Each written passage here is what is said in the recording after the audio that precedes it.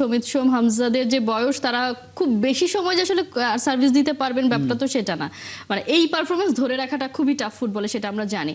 সেই জায়গায় তো ভবিষ্যতে পরিকল্পনা করতে হবে। সেই জায়গায় এই প্রবাসী চাপ ফুটবলাররা আছে একটা বড় সমাধান হতে পারে, কিন্তু কোথাও একটা মনে হয় কিনা আপনার যে তাদেরকে নিয়ে ঠিকঠাক যে সমাধান ডিসিশন নেয়া, খেলানো, কখন পরীক্ষা নিরীক্ষা করা। যদি ভারতের কথাই বলি, ভারতের বিপক্ষে ফাইনালে খেলতে হবে, গ্রুপ পর্বে তো ভারতের বিপক্ষে খেলেছে, যে ম্যাচটা বাংলাদেশ আগেই সেমিফাইনাল কনফার্ম করে ফেলেছিল, সেখানে তো চাইলে পরীক্ষা নিরীক্ষা চালাতে পারতো আগে থেকেই, সেই কাজটা করছে না। মানে এই জায়গায় মনে হয় কিনা যে আসলে প্রবাসীদেরকে ইউটিলাইজ করার ব্যাপারে আসলে একটু সমস্যা আছে? সেটা তো আছে, এবং এটা বোধহয় আপনি যে কথাটা বললেন এই সেম আলোচনা আমরা ক্রিকেট নিয়েও করেছি। ক্রিকেটেও দল আমরা এক্সপেরিমেন্ট করতে ভয় পাই। আমাদের প্লেয়ার যাদেরকে নেওয়া হচ্ছে তাদেরকে হয়তো অপশন থাকলে আমরা নামাচ্ছি না, জেতা ম্যাচেও আমরা একটু টেনশনে থাকি। ধরুন নিউজিল্যান্ডের সঙ্গে সামনে সিরিজ, সেখানে হয়তো আমরা আশা করবো যে আচ্ছা একটু যদি বাকিদের ঝালিয়ে নেওয়া যায়, তার চেয়ে দেখা যায় বই মুস্তাফিজ বা ইমনদের আবার এনে খেলাতে হবে।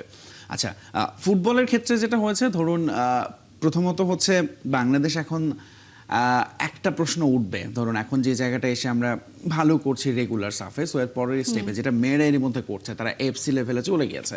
কিন্তু এগেন এফসি লেভেলেও আমরা দেখেছি বাংলাদেশ ন্যাশনাল টিমকে এবং আন্ডার-20 দলটাও সামনে বড় আরও চ্যালেঞ্জ আছে। চায়নার সঙ্গে খেলতে হবে, ভিয়েতনামের সঙ্গে খেলতে হবে, র্যাঙ্কিংয়ে সবাই উপরে।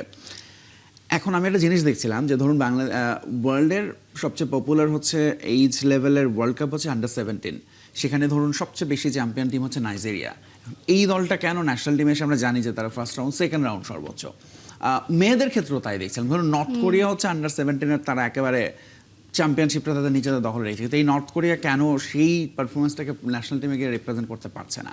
এর একটা বড় কারণ হচ্ছে আমার মনে হয় যে তাদের ওই ধরুন ফুটবলে আসলে একটা বয়সের পরে তো আসলে আপনি ক্লাবের কাছে চলে যাবেন, তারপর আপনি ন্যাশনাল টিমকে সাপোর্ট দেবেন, যেটা হামজা সমিতরা করছেন।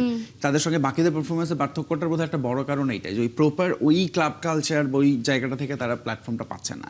এখন বাংলাদেশের যে ফুটবলাররা আছেন যারা এখন আন্ডার-20 খেলছে, এরপরে ধরুন এই ম্যাচের পরে আবার যদি তারা আসলে ঠিক কোথায় যাবে, তাদেরকে ওই প্রপার ওই প্ল্যাটফর্মগুলো আমরা দিতে পারবো কিনা। ধরুন সুলিভান ব্রাদার যদি আমেরিকায় ফেরত যায়, তারা হয়তো সেখানে একটা খুব ভালো জায়গায় থাকবে, খেলবে। তারা যখন আসবে তাদের সঙ্গে বাকিদের পারফরমেন্সের ওরকম একটা পার্থক্য থেকে যাবে কিনা। এখন ধরুন এই দলটা এগেন ভারতের সঙ্গে যখন নামতে যাচ্ছে, এবং তখন আসলে আমাদের আমরা যদি লাস্ট ম্যাচটা দেখি, আপনার প্রশ্নের উত্তরটা বোধহয় দেওয়া সহজ হবে যে বাংলাদেশ কিন্তু ওই অ্যাটাকিং মাইন্ডসেটটা ধরে রেখেছিল প্রথমে, যে এমন না যে তারা গোল করেছে ওকে ওই এক গোলে স্কোর লাইন হতে বলবে 1-0, কিন্তু পুরো ম্যাচে বাংলাদেশের একটা ডোমিনেশন ছিল। শেষ দিকে শুধুমাত্র নেপাল খুব চড়াও হয়েছিল, বাট স্টিল ওই জায়গাটা আসলে বাংলাদেশের কন্টিনিউ করে ওই সাহসটা ধরে রাখা।